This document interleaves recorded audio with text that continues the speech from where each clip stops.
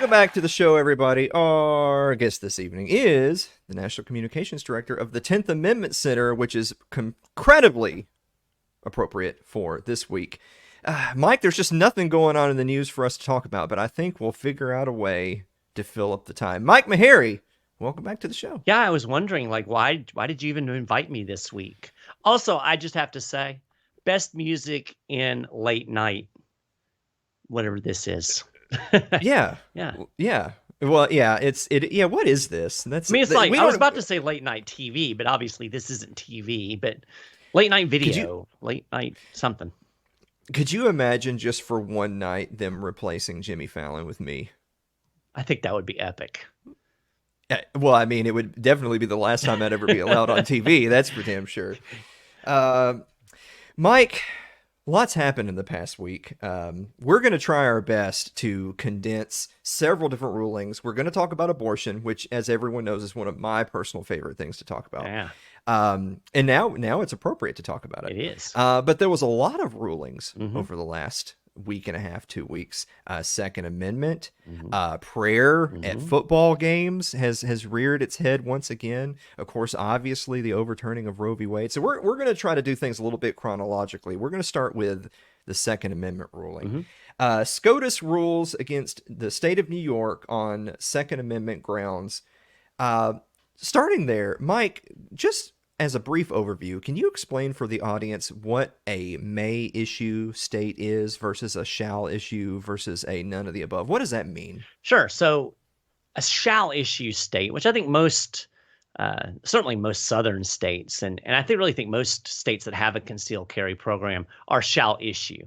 Basically, all that means is if you meet the criteria to carry a firearm concealed, then they are obligated to issue that permit. So, they obviously there's stipulations. You might have to do a course, you might have to pass a criminal background check, those types of things. But as long as you meet those criteria, they have to issue the permit. A may issue state, basically it gives the government a way to evaluate whether or not they think you should actually have a firearm or not. So in the case of New York, it was basically that you had to show that you really, really, really needed to carry a firearm for self-defense. So you had to have some compelling reason and prove that that you needed to carry the firearm in order for them to issue. So basically it gave them latitude to deny most applications for concealed firearms. So it's just a difference in the way the government evaluates the issuance. The shall issue, very specific set of guidelines. You meet those guidelines, you get the permit, no questions asked. In a may issue state, the government gets to say, no, I don't think Alan Mosley really needs the gun. Now, obviously, this ruling involved the state of New York, but this obviously reverberates to other states that have either similar policies as New York or were in the process of legislating similar policies as the state of New York. Now, this was as we hear in the news, this is a 6-3 conservative majority in the Supreme Court, allegedly. And so this court seems to be a little bit more aggressive, perhaps, with going against things, going against precedent that previous courts, especially previous courts featuring conservatives, have been willing to do. But this court ruled on this particular ruling against the state of New York based on the Second Amendment, saying that the Second Amendment of the U.S. Constitution, they were infringing upon that. That seems to hearken to something that we refer to as incorporation. So we're gonna start really basic and build up. Can you give us a really, really basic definition of what incorporation means and how this is counter to the idea of federalism? Yeah, absolutely. So, and actually, if you read the opinion, you'll find that Clarence Thomas, it is based on the Second Amendment that individuals have a right to carry a firearm and the government can't infringe on that. Although, by allowing the Supreme Court, they will allow rules. So we've already conceded the infringe part, right? Terms and conditions apply. But broadly speaking, they did find that the government, has to meet certain standards in order to infringe. But if you read the ruling, you will find that it's actually a 14th Amendment case. And this is where you get incorporation. And very simply put, the Bill of Rights in the Constitution as originally written and ratified, were only intended to limit the power of the federal government. And some people their eyes will get big and they'll have, their face will turn red and they'll get very upset by this, but it's really not debatable. We didn't have this until we had the 14th Amendment. And actually 50 years after the 14th Amendment was ratified, the court found this substantive due process, they call it.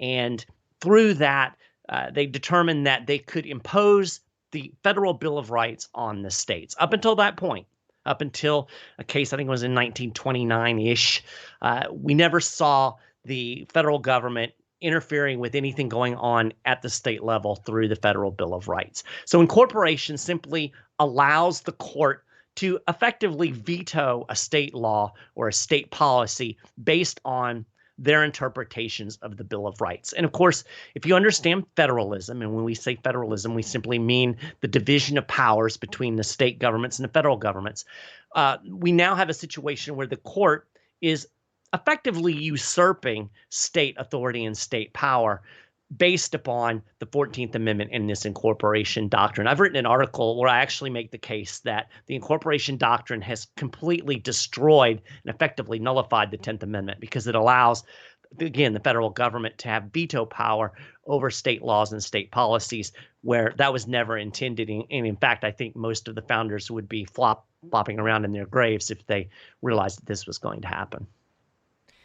Well, that's interesting because because something that I really like about you guys at the 10th Amendment Center is we know that we have people in our community that say, "Oh, they're talking about my Constitution, Spooner shouldn't exist." But the reality is that might be good for you, but that's no way to communicate to the other 300 million people in the country, because that's just not the language they're going to use. Mm-hmm. And so if we're going to try to have any type of dialogue and political engagement, we have to figure out a way to engage on the same playing field. Mm-hmm. That's one way I kind of look at it. And so with this particular ruling, something that even you yourself, and I'm not calling you out on this, but you yourself just in your explanation said the government X, Y, and Z. Well, which government? Right. Because the language in the Constitution, a la the 10th Amendment, when talking about rights being reserved for the states or individuals respectively, that literally is basic language implying that there are separate sovereigns in this conversation. There's more than one government in this conversation. And ergo, the Bill of Rights. I believe it was James Madison who wanted the Bill of Rights to be applied to the states because he felt that that's where tyranny would be found, and he was overruled. That was not accepted by the ratifiers, correct? That is absolutely correct. In fact, during the Philadelphia Convention, Madison proposed a federal veto over all state laws, and that was rejected in the drafting of the Constitution. And then we fast forward to the Bill of Rights, and the way that Madison structured the Bill of Rights, instead of them being tagged on at the end of the Constitution, he actually placed them in certain places in the Constitution. And when you read the way he placed them, several of the articles in the Bill of Rights would have, in fact, applied to the states. And again, that was debated and rejected because they did not want to expand federal power to that degree at the expense of state power. So just for folks who may not, really grasp what we're saying here, under the constitutional system, the federal government was delegated a very few powers. All of the other powers were left to the states and the people. So the people in the states decide what powers they're going to grant to their state governments. And there was supposed to be a separation of those things. So when you have a violation of your rights by or an overreach of power by a state or local government, they all intended for that to be handled at the state level through their state constitutions, not to have the federal government as basically a liberty enforcement squad, imposing their interpretation of what our rights are on 320 million people. Of course, there weren't 320 million people then, but that's the reality today. Now, you just mentioned state constitutions. Now, this is something I think that the layman who's getting their headlines from memes or CNN, I think that there's probably people that don't even realize that there are such a thing Yeah, as individual state constitutions. But the reality is that again, the U.S. Constitution, as ratified, has a very strict, few and defined powers that it is limited to, right. and it is assumed that anything not specifically mentioned is reserved to the states or the people. Hmm. Ergo, you then have 50 states with 50 state constitutions. Now, that's very interesting because you also mentioned Clarence Thomas. Now, Clarence Thomas, whew, he is getting cheered or jeered depending on which side of the political spectrum a lot of Yeah. people are sitting on today. And I want you to explain a little bit why a strict federalist or a federalism perspective might believe that Clarence Thomas is incorrect on his position on the Second Amendment here in the U.S. Constitution, but also talk about, as it pertains to state constitutions, why a lot of these issues don't really matter because a lot of state constitutions mirror the Bill of Rights in 99% of cases. Yeah. So, I've actually heard people say that they think that Clarence Thomas is being inconsistent when you look at the abortion ruling that came out just a couple of days later, and compare that to the gun uh, opinion. So here's where Clarence, I think he's actually consistent in his thinking. I think he's wrong, but he is consistent internally with his thinking. He would argue that the Bill of Rights is incorporated through the 14th Amendment on the states, but stuff that's not mentioned in the Constitution, that's not incorporated on the state. So he kind of gets it right when he, think about enumerated powers. And so he would say that we can impose the Bill of Rights and the Second Amendment on the states because, quote, guns are mentioned in the Constitution, as some have told me. But abortion, on the other hand, is not anywhere mentioned in the Constitution. Therefore, there's nothing that we can actually incorporate to the states. Now, I think he's wrong about incorporation. If you go to the 14th Amendment, you look at what was proposed, how it was sold when it was ratified. And some would argue that it wasn't even ratified, but that's a whole different ball of wax. But if you look at it, I don't think that you can make a good case that it was intended to incorporate the Bill of Rights and effectively give courts a veto over state law. In fact, a lot of people specifically said, no, that's not what we mean. Now, it is debatable, and that's beyond the scope of the show. But I think that Clarence Thomas is wrong in terms of incorporation, but his thinking is internally consistent. But you're right, because really a lot of this stuff shouldn't matter because we do have state constitutions. Every state constitution has a Bill of Rights, and these Bill of Rights broadly mirror the Bill of Rights in the federal Constitution. Sometimes they pulled, the states that came along later, they actually pulled verbiage from the federal Constitution and just slapped it in the state Constitution. In many cases, you'll actually find that the provisions in the state constitutions are better and more sweeping and more protecting of individual liberty than the federal Bill of Rights, especially when it comes to things like, the right to privacy, the Fourth Amendment, those types of things. All of the states have freedom of speech, freedom of religion, the judicial structures that we find in the Fifth Amendment. All of that stuff is mirrored in state constitutions. Now, as far as guns go, I think there are 3 states that don't have any provision protecting the right to keep and bear arms: New York, New Jersey, and California. I know for sure. There may be one more. If there is, I can't remember what it is. But in every other state, so 47 states, we do have what is the equivalent of a Second Amendment. Verbiage might be different.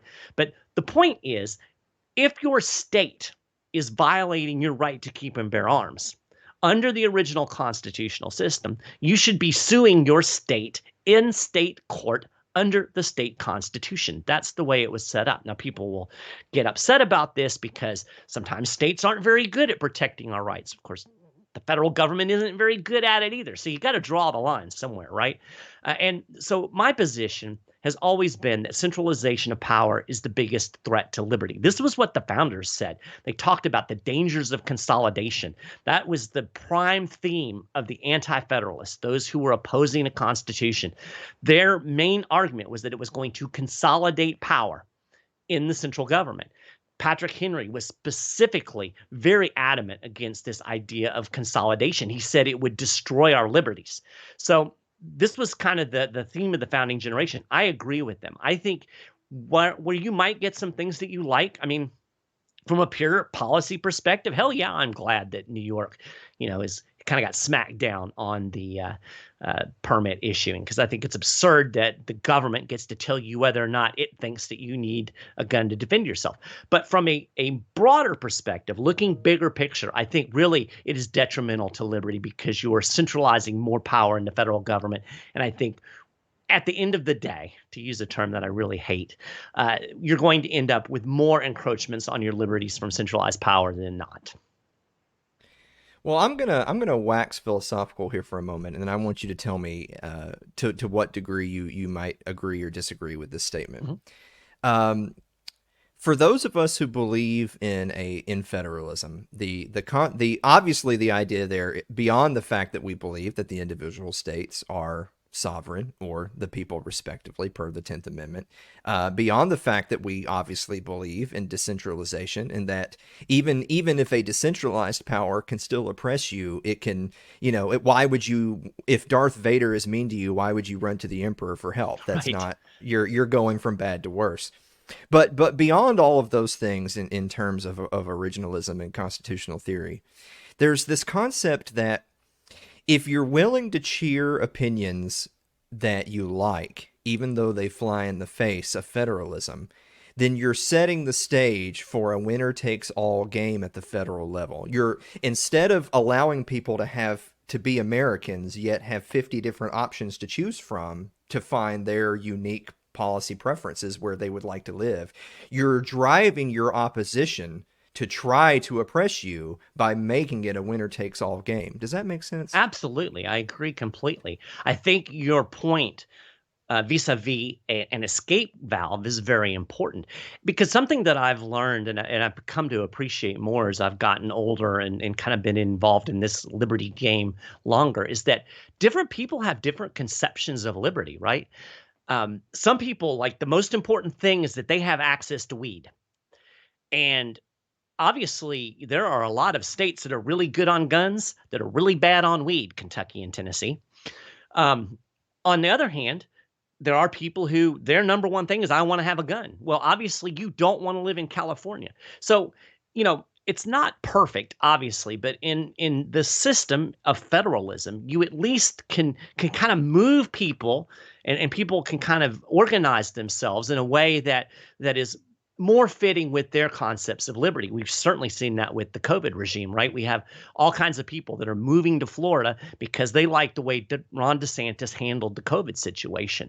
In a winner takes all, the federal government makes all decisions. You can't have that because everything is dictated from the top. So you get what you get from the feds. And again, if you look at things over history, we're all excited because we got this one good decision. But by and large, if you look at the way the federal government, the way the federal courts have interpreted the Bill of Rights, in 90% of the cases, I just threw that out there, but in the vast majority of cases, you have a situation where the Supreme Court has ruled in favor of government power and limited your liberties. And that, to me, is just it's not a rational way to organize society. I said this the other day in a Facebook post. When you have a system where 9 politically connected lawyers that are totally unaccountable are making decisions in a land area that is however many million square miles, encompassing 320 plus million people, and they're deciding things like whether a football coach can play on a football field, whether a woman can have an abortion, or how individuals handle gun permits. I think that's a sketchy system, no matter how you break it down. Well, on that note, since we're moving on to part 2, we're trying to break this into 3 parts because there's so much that's happened in the last 7-10 days. Part 2, we're going to talk a little bit about abortion. Now, people who have watched this program for any amount of time know that, look, I had the problem solved for abortion years ago. You just sell the children. Boom. Easy. Done. However, Dobbs versus Jackson Women's Health. That was in Mississippi. That was the case that the SCOTUS took up. Right. And then now remember there was a leak some number of weeks or months ago. There was a leak from SCOTUS. Which, by the way, what the hell happened there? Right. Right. Like it's just another one of those. Just file that down the memory hole. Mm-hmm. But there was a leak that suggested that Roe v. Wade was going to be overturned. Yeah. And sure enough, it turns out the leak was accurate. It did come to pass. Now, there's a lot of leftists out there that are saying words that right-wingers, if you remember back in the Obama days, Obama gets elected. What is he going to do as president? The same thing every president does. He's going to then start running through hundreds of appointees, particularly in the courts, that are going to then and right-wingers are accusing them of judicial activism. Yes. Oh, politics has taken over the court. Yes. Because, of course, politics hadn't taken over the court before 2008. Right. It was only then that politics has taken over the court. Right. And now, today, with a right-leaning court, you have left-wingers using that phrase. Oh, this is judicial activism. Sure. This is courtroom tyranny. Yep. I want you to talk a little bit about the irony of a court that chooses to give its power back, which this never happens, by the way. Right. As you were just discussing, this never happens.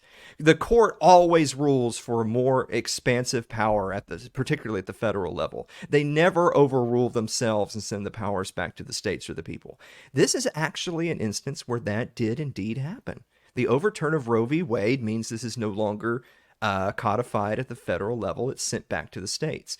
What is the irony of people, particularly left-wingers, saying that it's tyranny that the court refuses to hold on to power? Right. Well, first off, I was very surprised because one of the tenets of, judicial thinking is the idea that precedent is sacrosanct. And it's very unusual for a court to reverse precedent, no matter how bad it is. Now that we've done this, I'm really excited because, maybe we can go back and get rid of Wickard versus Filburn, which is the famous case where the court decided that, growing wheat in your backyard for your cows is interstate commerce. But it's really ironic because basically what the court just did was it reversed judicial activism. The judicial activism was usurping state authority.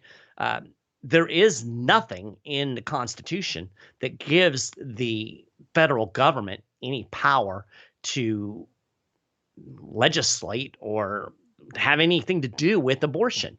If you believe that abortion is murder, then we don't generally have federal murder laws. It's a state issue. It should have always been a state issue.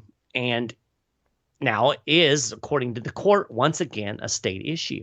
So, it's very ironic because, again, you've taken judicial activism and actually rolled it back. And it is extremely unusual to see any government entity actually give up some of its power and authority. The wailing and gnashing of teeth notwithstanding, it was a correct opinion. Now, I haven't read the opinion. I'm sure that there is some reasoning in there that I would probably disagree with because, again, a long time ago, we gave up the actual principle where the federal government should stick its nose out of this stuff. But really, this is the proper thing. It should be rolled back to the state levels, and each state needs to decide what it's going to do about abortion. Now, interestingly, here in the state of Florida, where I am, we already have a case that is being heard where the state's abortion law is being challenged on the basis of, oh my gosh, the state constitution. And there's a good possibility that the more restrictive abortion law is going to be rolled back based on the state constitution. So maybe for folks on the left, things might not be as dire as you think, but nobody wants to actually have to do policy work at the state level because then you got to do it at 50 states. It's much easier to go get your 9 judges to impose their will from on high and get what you want. And really, that's what politics has become. I think you put it perfectly a few minutes ago when you talked about the idea of imposing your will on everybody. That is the political game. It's winner take all. And again, I think just from a more abstract stepping back from the idea of politics, that's not a good way to organize society, in my view. Now, I know that the good folks at the 10th Amendment Center would argue that we've had the tools at our disposal all along. We've had them all along to resist tyranny at the federal level. Yes. Now, for our left-wing friends, because they're really the ones that are gnashing their teeth today, there's this wonderful tweet by this gentleman that I remember him way, way, way back from ESPN, but boy, those days seem like a long time ago, don't they? Keith Olbermann. Keith Olbermann said, quote, "It has become necessary to dissolve the Supreme Court of the United States. The first step is for a state the court has now forced guns upon to ignore this ruling. Great, you're a court. Why and how do you think you can enforce your rulings? Hashtag ignore the court." Wait. Isn't that racist? That's incredible. It's neo-Confederate. Did you know that he's neo? Yeah. Yeah. So first of all, I know there's a funny thing about talking about statements like this one from our friend Keith, in that we know that these people don't argue in good faith. So where they are willing to meet you halfway and discuss a political strategy that you agree with, they're only doing it for their own victory. Sure. And the moment that they have power over you, they will absolutely go right back to lording it over you. With that said, just that statement alone right there, hashtag ignore the court. The state doesn't like what the federal court says, just ignore it and do whatever you want. Where's he wrong though, Mike? He's not. I'm like, hey, welcome to the club, man. Let's do this, right? Of course, you're right. He only wants to ignore the court on this particular thing that he happens to disagree with. And of course, people on the right are equally as guilty of that. The folks that get all excited about nullifying certain things, when the court comes down with something they agree with, whether constitutional or not, then all of a sudden, oh, we can't do nullification. That's rebellion against, I don't even know what's rebellion against. But so, yeah. Hey, Keith, welcome. We've been waiting for you. Come on board, because we're going to be on board with ignore the court pretty much consistently, no matter what the court does, because again, going back to the original Constitution, there is very little that the federal government is supposed to be doing to start with. So, that's the difference between the 10th Amendment Center and the folks on the left and the folks on the right. We've been consistently saying this for now 16 years, which incidentally, our 16th anniversary just passed on Sunday. Now, it's interesting that you say that the 10th Amendment Center has been consistent on that, despite people on the left and the right, which implies that, wait a minute, the 10th Amendment Center is not loved by right-wingers the world over? No. Perish the thought. However, we're kind of moving into the last part of our talk here, Mike, and I want to lead off with this. There are people, particularly on the right, because, of course, it's whichever side is getting their way most recently. They're the ones that want to stick the dagger in, right? That's how. Because politics, as we know it in this country, is a pendulum. Mm-hmm. It swings back and forth, and right now it's swinging towards the right. Yep. We have people, now I'm not going to name any names, but you and I have friends that we know very well that have the attitude of, look, incorporation's a done deal. Mm-hmm. Nothing we can do about that. So if we've got the power, we might as well use it. Let's not just be content to roll back. Let's actually do what the leftists do. Let's pass new authoritarian measures at the federal level to strike back at all the leftist policies we don't like. Right-wingers are cheering all the rulings from this last week or so. Mm-hmm. But I can't help but, for people who get their information from, books and reading articles as opposed to headlines and memes, they know that it's always a two-way street. Mm-hmm. This thing always goes back and forth. And progressives are masters at playing the long game, particularly as it pertains to usurping federal power.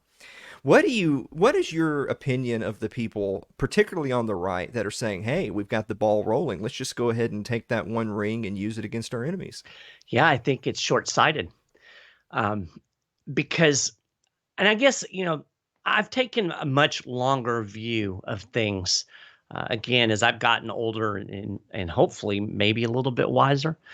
But when the problem, let's look at what is ultimately the problem that we have in our political system. The problem is too much power in government, right? When you continue to pump up the power, then you're going to continue to have tyranny. It's the old saying, if you keep doing what you've always done, you're going to keep getting what you always got. So ultimately, this is going to flip back around. There's going to be a point that, the left is going to be back in control. And the right is going to be upset because the left is abusing its power, and they're going to start, we need constitutional limits and we need to roll. Well, too bad, too late. You got to roll back the power when you've got the power to roll back the power. And nobody seems to want to do that. I think too many people are caught up in the short game because they can't see past a year or two down the road. And I think too many people get caught up in the emotionalism of, hey, I'm going to own the libs. These guys have been sticking it to us for all of these years, so now we get to stick it to them. Been waiting for this. This is going to be great. And there's an emotional satisfaction in that. I get it. But you're not going to get liberty. If that's really your goal, you're not going to get liberty by imposing yourself on other people. Jeff Deist over at the Mises Institute wrote a really good article. It seems like just a year ago, but it may have been longer. But he talked about the imposed and the imposed upon.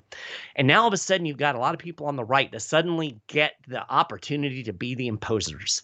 And I understand the thrill of that. But it goes back to that old Acton adage, power corrupts and absolute power corrupts absolutely. So, get drunk on the power now.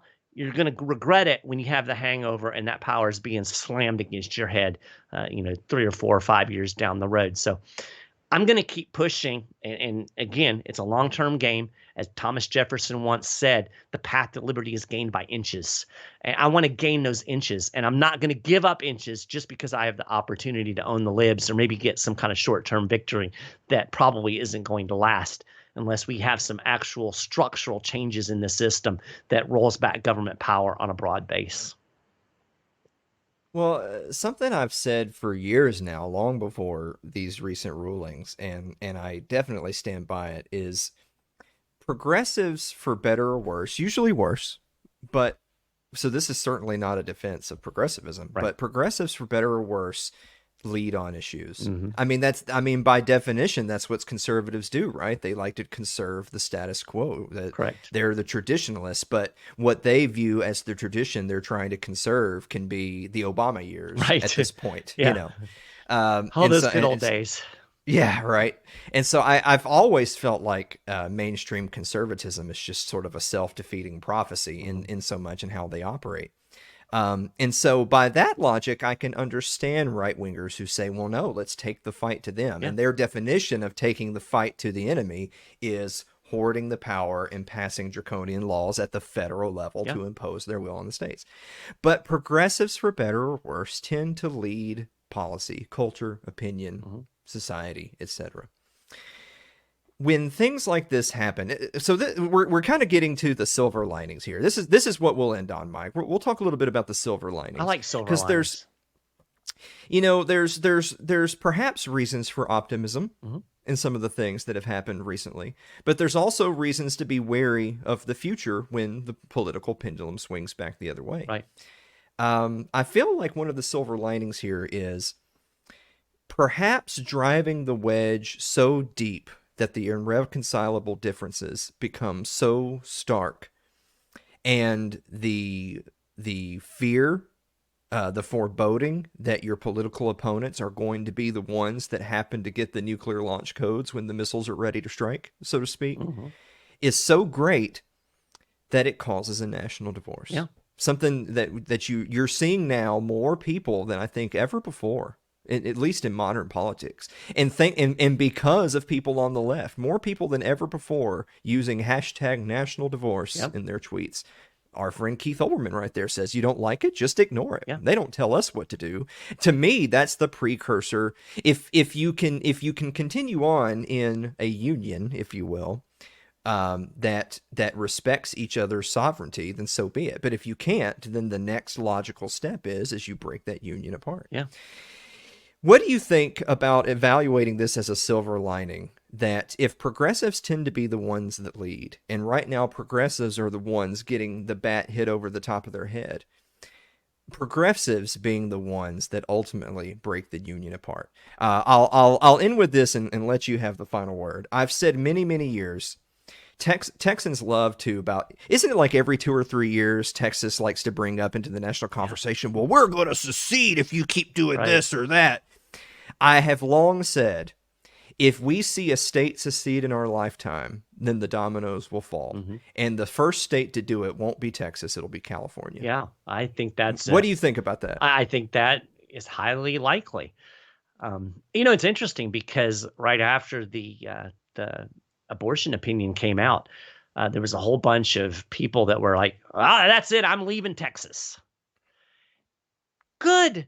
That's the whole point. If that is the most important issue for you, and you can't live in a state where abortion is restricted, move your ass to California or whatever other state is going to have more liberal abortion laws.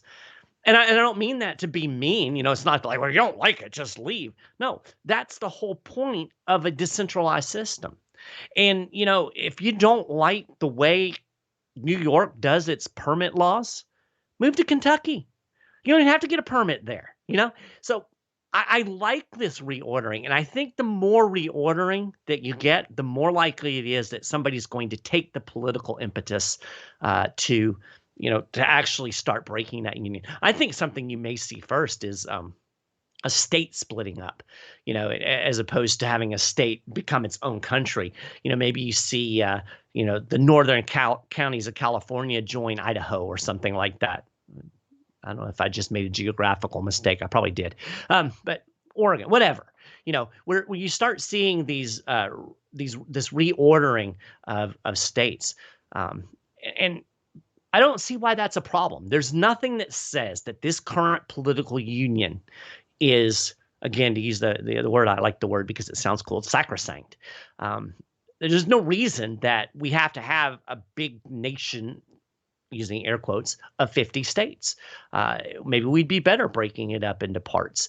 And if you believe that government is really for utility, to make our lives better, then different people, again, have different views on how that would work. I see no problem of, dividing up in ways where these people over here like this and would do it that way, and these people over here do it that way, and we make it so people can move. That to me seems like a better way to get along, a better way to order society, a better way to have a quote unquote good life than it is to insist that everybody's got to do things the same way. And so that's my vision of liberty. Break it up as much as possible. Let's have 100 states. Let cities break off. I don't care. Let's make it so that we have people that are grouped together that have. Nobody's ever going to agree with everything, but I think we could get to a place where at least maybe we can get along with our neighbors. Seems like a good idea to me, right? Well, absolutely. So one of the things I said very recently is the beauty of the 10th Amendment is Tennesseans need not concern themselves with policy in California. Right. However, that only works, and this message is for our right-wing friends who are cheering the rulings.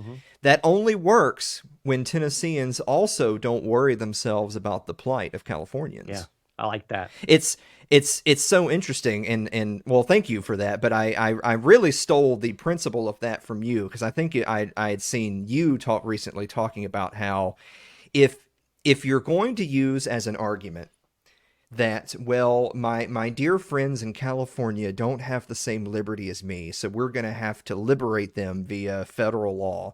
Is that not, in principle, the same argument made by every neocon ever for every foreign intervention ever? Absolutely, absolutely, absolutely. And it's interesting because the people that are most vehement that, well, that Second Amendment, that's our rights and it should apply everywhere. I don't ever see them worrying about the fact that they can't carry guns in England. It's always like, well, too bad for those guys. Well, why can't you take that mentality if you live in Kentucky and say, well, too bad for Californians? Why is it that just because we've drawn this weird geographical boundary that you have to concern yourselves with people that are 2,000 miles away from you. I don't really get it. And so we need to, it's interesting. You go back, we're about to have the 4th of July, right? And I'll close with this. We're about to have the 4th of July. And most Americans love the whole American Revolution. It's a great story. The oppressed little guy throws off the shackles and beats the big bad bully and gets its freedom and liberty. We love that story. But John Adams made the point, and I think he's absolutely right, that the real American Revolution actually happened long before the first shot was ever fired. The real American Revolution was a revolution in thought. There was a change in thinking about the way government should be. Prior to the American experiment, pretty much everybody agreed that government was sovereign, that it was not a problem having a king who got to dictate, all policy, or in the case of England, the parliament, and that, government was supreme. And then people started to say, hey, wait a minute. Shouldn't the people be supreme? Shouldn't government serve the people? That was a radical revolution in thought. We need to have a radical revolution in thought today and change the way we think about politics. Instead of feeling like because we live in this boundary that some guys made, 250 some years ago, think about it in a different way. Think more local, as our friend Brian McClanahan says. Think local, act local. There's not a reason that we have to try to impose our will on 320 million people. And that's really, if I could leave anybody with that message, that would be it. That we don't have to impose our will on everybody. We just need to find like-minded people, create community with those folks, and let everybody else do their thing. But I don't know, something in human nature, I guess, where they find it difficult to let other people do their thing. So I don't know if we're going to have that revolution in thought in the near future, but that's really what we need to really to create this change that we all really want to have. Speaking of just being able to do your thing, Mike, where can people go to support you and read more about the 10th Amendment? Well, I would encourage people to go to 10thamendmentcenter.com. You spell out 10th. And when you get there, I would encourage you to go on the front page. You can go through, I think it's things to read, and you'll find the State of the Nullification report. It's a free PDF download. It's like 55 pages, and it will explain our strategy for dealing with federal overreach. And I will give you the spoiler. It has absolutely nothing to do with suing in federal court. But you can download that for free, read it. You'll get an idea of our strategy, how we apply that strategy to various issues. And then if you're more interested, you can dig into the blog and start learning a lot more about what I think is the best strategy to deal with federal overreach. And then if you really like what's going on, become a member. It's like you can do it for as little as like $2 a month. We'd really appreciate that kind of support. So 10thamendmentcenter.com, check it out. And I think you'll be glad you did.